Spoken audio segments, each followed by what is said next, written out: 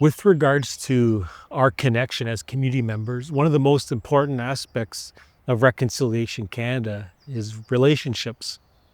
And for Melissa and I became interested about why there's a painting of a geese on her fence and her work more specifically for geese, because our culture as Umishkego Cree, geese are very sacred animals and birds within our territory. And the geese symbolize the message of responsibility and shared responsibility as First Peoples. Michael and I began meaningful conversations just from this chance meeting in the neighborhood, and we both realized that we had different connections with geese. I, as a painter, paint geese quite a bit. They're holding interesting symbolism as Canadian identity, a symbol of migration. Michael came to the painting with a very different lens, and through his culture and traditions explained what the geese meant to him and his family and community. It began these conversations about how do we learn from each other? What does it mean to be a treaty person? What can we do together to inspire other Canadians to continue having these conversations? So the painting is a result of our desire to share our conversation with others. The imagery in the painting has a deep meaning.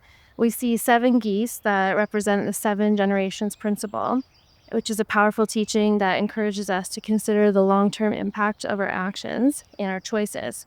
In the landscape, you'll also see treaty symbols.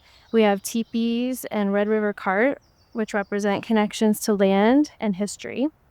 We have a flowing river that signifies continuity in life. We have a buried hatchet, which symbolizes reconciliation, peace, and a commitment to moving forward together.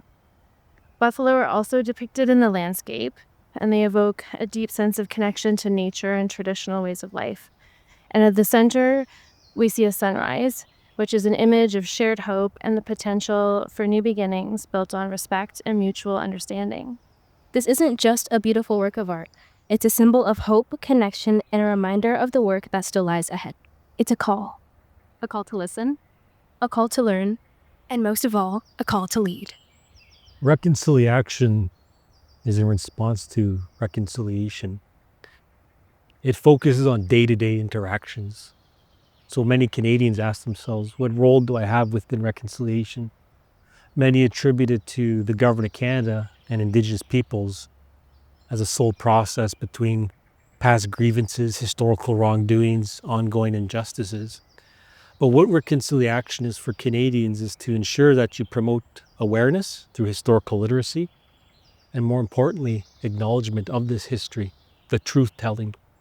So reconciliation is a recognition of the stories of past or generations before, the importance of commemoration, the generations that are here, about fostering, building bridges, connections as a community, and then also too, as part of that river of life, the 7 generations and those generations that are yet to come. So when you're doing a reconciliation, always be mindful the steps that you lead in this journey.